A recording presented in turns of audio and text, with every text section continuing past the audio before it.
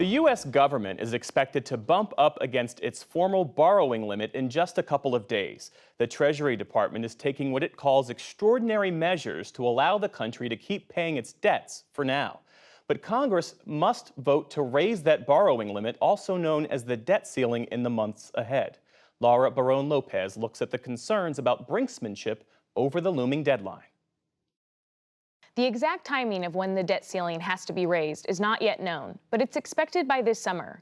If Congress does not do so, the federal government could face a debt default, and many warn it would be cataclysmic, tanking the country's credit rating and sending interest rates soaring. But a number of House Republicans say the country's accumulated debt, $31 trillion and growing, is dangerously high, and they're threatening to oppose raising the debt limit without some spending concessions. Here's how Congressman Chip Roy from Texas put it just a few days ago. There are two ways to stop it.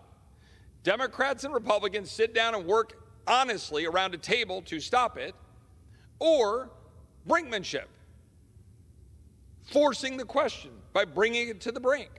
We'll hear more from those backing that position in the days ahead, but tonight we want to zero in on the potential ramifications that many are warning about. Wendy Edelberg is director of the Hamilton Project, a liberal economic think tank, and she's the former chief economist for the Congressional Budget Office.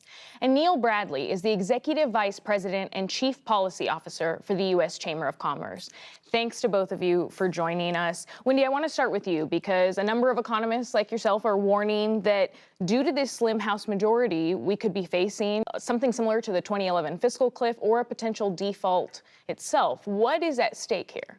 I am very, very worried. So these are obligations that the U.S. government has already incurred. These are tax and spending laws that have been on the books, and the result of those tax and spending laws is that we are spending more than we're taking in. That requires federal borrowing. And so if we get to the point that Treasury then literally doesn't have enough money in its bank account to pay its obligations, the consequences will be bad. The consequences would be worse if Treasury has to choose to not make a payment on a U.S. Treasury, to actually miss an interest payment. I don't see how that could be interpreted as anything but defaulting on the debt. My guess is that they would work to avoid that and make those interest payments, but then postpone other payments.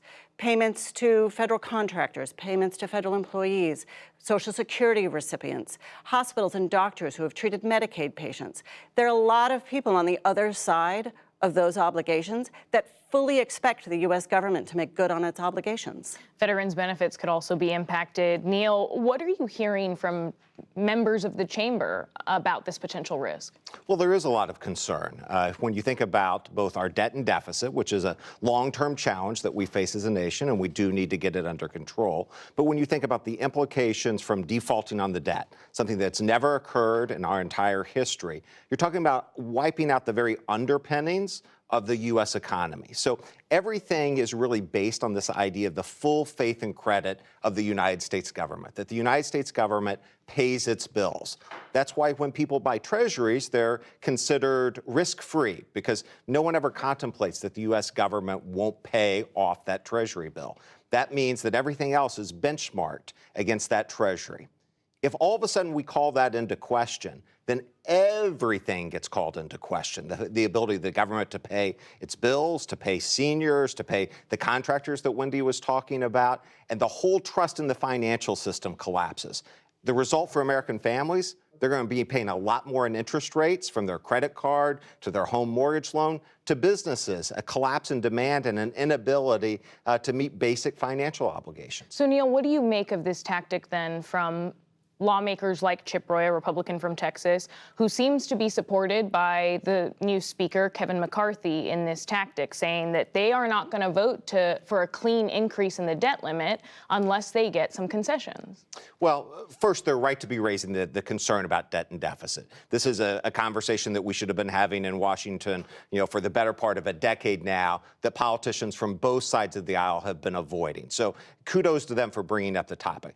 The problem is that the tactic, at the end of the day, defaulting on the debt, not raising the debt limit, actually makes the problem even worse. If we have a tanking economy, what does that do to the federal fiscal situation?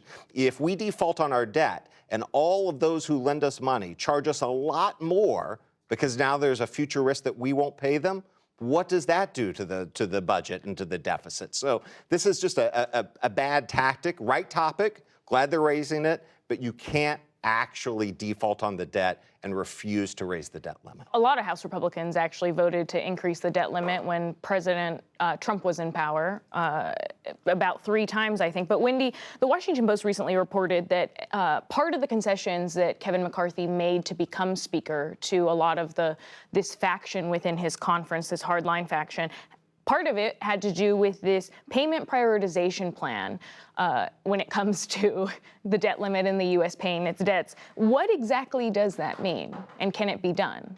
What this bill contemplates doing is telling Treasury that they have to prioritize making payments on interest, Social Security recipients, making payments with regards to the defense sector, and Medicare payments. Now, what that would mean is that we would see far larger cuts for all of the spending outside of those areas. Now, try to get that exact same amount of money in savings that Treasury is trying to come up with on any given day, and make it, only about a far smaller part of the federal budget. And you're talking about very significant delays on paychecks for federal workers, on money going to state and local governments for education, on doctors and hospitals who are treating Medicaid patients. Very long delays in those payments. And so some call this a, go ahead, Neil.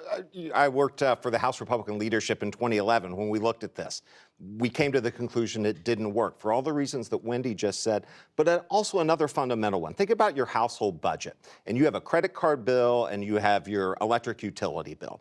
And one day you decide that I'm going to keep paying my credit card bill, but I'm not going to pay my electric utility bill. You don't think the credit card company is going to think that maybe one day you'll stop deciding to pay the credit card company and therefore raise your interest rate and withdraw credit from you? The federal government can't simply pick and choose which legal obligations it's going to follow and which ones it doesn't. And is this even really a breach? Because they like to call it a breach, but it still is a default. Well, what frightens me is that the mere fact that Congress is thinking about this bill, the mere fact that they are thinking about how to navigate this situation rather than doing everything in their power to avoid the situation, makes me worry that there are actually people in Congress who want the chaos. It's playing a game with the U.S. economy and people's lives that I think is irresponsible. It appears as though there are at least 5 House Republicans that don't want to vote at all to increase the debt limit. But Wendy, the White House position is that they're not going to negotiate, period, with, this hostage taking on the debt limit. Do you think that even though that appeared to work in 2021, that it's going to work this time? I'm very confident that the White House and Democrats in Congress stand ready to negotiate on future tax and spending laws and changes to those laws. What I don't understand is why those negotiations are linked to the debt ceiling. Maybe they're both about borrowing, and so people have gotten confused. One is about backward-looking obligations based on previous laws, tax and spending laws that were enacted, and one is about future. There's no logical reason to link these. Wendy Edelberg and Neil Bradley, thank you so much for your time. Thank you. Thank you.